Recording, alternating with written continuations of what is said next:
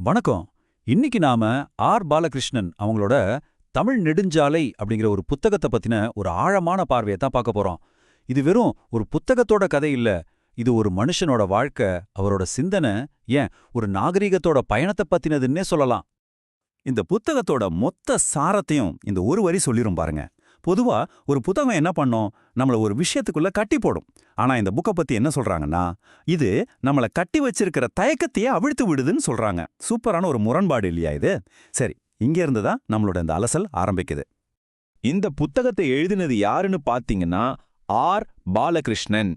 இவரோட ஸ்பெஷாலிட்டி என்னன்னா, தமிழ்நாட்டில இருந்து இந்திய ஆட்சி பணிக்கு, அதாவது ஐஏஎஸ்க்கு போன முதல் தமிழர் இவர்தான். யோசிச்சு பாருங்க, இந்த ஒரு விஷயமே அவரோட பயணம் எவ்வளவு முக்கியமானது நமக்கு புரிய வைக்குது. சரி, இப்போ நாம புத்தகத்தோட முதல் முக்கியமான பகுதிக்குள்ள போலாம். அதாவது இந்த நூலாசிரியரோட தேடல்.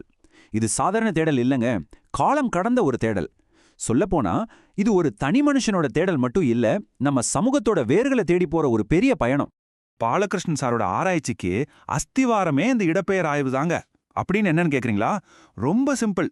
ஊர் பேர்களை வச்சே அந்த காலத்துல மக்கள் எங்கிருந்து எங்க போனாங்க, அவங்களுக்குள்ள என்ன தொடர்பு இருந்துச்சுன்னு கண்டுபிடிக்கிறது. அவருக்கு ஒவ்வொரு ஊர் பேரும் ஒரு வரலாற்று தூப்பு மாதிரி. அவரோட இந்த அறிவு பயணம் எப்படி வளர்ந்துச்சுங்கிறது ரொம்பவே சுவாரஸ்யமான கதை. முதல்ல ஊர் பெயர்களை வச்சு ஆரம்பிச்சாரு.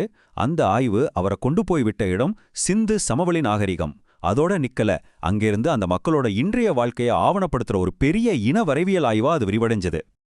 அவரோட இந்த இன வரைவியல் வேலை ஏன் அவ்வளவு முக்கியம் தெரியுமா? ஏன்னா இன்னைக்கும் வாழ்ந்துட்டு இருக்கிற நம்ம பழங்குடி மக்களோட நம்பிக்கைகள், அவங்க பேசுற மொழி, சடங்குகள், இது எல்லாத்தையும் இந்த உலகம் என்னைக்கும் மறந்துடக்கூடாதுன்னு ஒரு நிரந்தர பதிவா உருவாக்குறாரு. இது சும்மா டேட்டா கலெக்ட் பண்ற வேலை இல்ல. இது நம்ம கண் முன்னாடி வாழ்ந்துட்டு இருக்கிற வரலாற்றை பாதுகாக்கிற ஒரு மகத்தான சேவை. சரி, இதுவரைக்கும் அவரை ஒரு அறிஞரா பார்த்தோம். இப்போ ஒரு ஐஏஎஸ் அதிகாரியா அவரோட இன்னொரு முகத்தை பார்க்கலாம். இந்த பகுதியில அவரோட துணிச்சலான ரொம்பவே வித்தியாசமான நிர்வாகத் திறமைகளை பத்தி தெரிஞ்சுக்க போறோம். இதுக்கு ஒரு சூப்பரான உதாரணம் இருக்கு. ஒடிஷாவுல ஒரு அரசாங்க வேலைக்கு ஆள் எடுக்கணும். அவர் என்ன பண்ணாரு தெரியுமா? எழுத்துத் தேர்வெல்லாம் வைக்கல. அதுக்கு பதிலா ஒரு ஓட்டப்பந்தயம் வச்சாரு. அடடா, யோசிச்சு பாருங்க. இதனால சமூகத்துல கீழ்மட்டத்துல இருந்த உண்மையான திறமசாலிங்களால கூட அரசு வேலைக்கு வர முடிஞ்சுது. இதுதாங்க மாத்தி யோசிக்கிறதுங்கிறது. இன்னொரு சம்பவம் சொல்றேன் கேளுங்க. ஒரு பெரிய வெள்ளம், மக்கள் எல்லாம் பசியால வாடுறாங்க. சாப்பாடு கொடுக்கணும்னா சென்ட்ரல் கவர்மெண்ட்ல இருந்து அனுமதி வரணும். ஆனா அது லேட் ஆகுது. இவர் என்ன பண்ணாரு தெரியுமா? எதுக்கும் காத்துட்டு இருக்கல. எந்த பிரச்சனை வந்தாலும் நான் பாத்துக்கிறேன்னு சொல்லி தன்னோட சொந்த பொறுப்புல கையெழுத்து போட்டு உணவு தானிய கடங்கியே திறந்து விட்டுட்டாரு. இது வெறும் அட்மினிஸ்ட்ரேஷன் இல்லைங்க, இதுதான் உண்மையான மனிதநேயமுள்ள துணிச்சலான தலைமை பண்பு. சரி, இப்ப நம்ம கடைசி பகுதிக்கு வரோம். இங்கதான் அந்த மனிதரோட வாழ்க்கையையும் அவரோட வேலைகளையும் ஒன்னா சேர்த்து இந்த புத்தகத்தோட விமர்சகர் கொண்டாடுற ஒரு ஆழமான தத்துவத்தை பார்க்க போறோம். ஏன்னா விமர்சகர் என்ன சொல்றாருன்னா, இந்த புத்தகம் வெறும் காகிதம் மை மட்டும் சேர்ந்த ஒரு பொருள் இல்ல. இங்கதான் விஷயமே இருக்கு. நாம புரட்டுறது வெறும் புத்தகத்தோட பக்கங்கள் இல்ல, நம்ம வாழ்க்கையோட பக்கங்கள் தான் சொல்றாரு. அடடா! அதாவது நம்ம வாசிக்கிறது பாலகிருஷ்ணன் சாரோட அனுபவங்களை மட்டும் இல்ல, அவரோட வாழ்க்கை தத்துவத்தையே நாம உள்வாங்குறோம். அப்போ இது வெறும் சுயசரிதை இல்ல, நம்ம எல்லாருக்குமான ஒரு வாழ்க்கை வழிகாட்டின்னு சொல்லலாமா? இந்த புக்கத்தோட மொத்த சாரத்தையும் ஏன் மனுஷனோட ஒட்டுமொத்த வளர்ச்சி வரலாற்றையுமே வெறும் 2 வரியில பாலகிருஷ்ணன் சார் சுருக்கி சொல்லிட்டாரு. Just 2 lines. அந்த பவர்ஃபுல்லான வரிகள் என்னவா இருக்கும்னு நினைக்கிறீங்க? இதோ அதை கேளுங்க.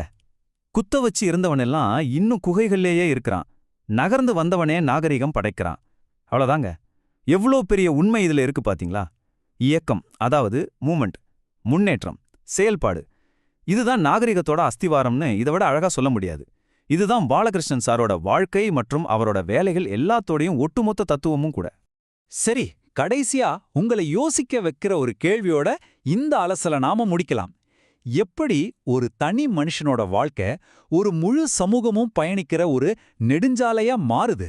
ஒருவேளை இந்த புத்தகம் அந்த பயணத்துக்கான ஒரு மேப் மாதிரி இருக்கலாம். என்ன சொல்றீங்க? யோசிச்சு பாருங்க.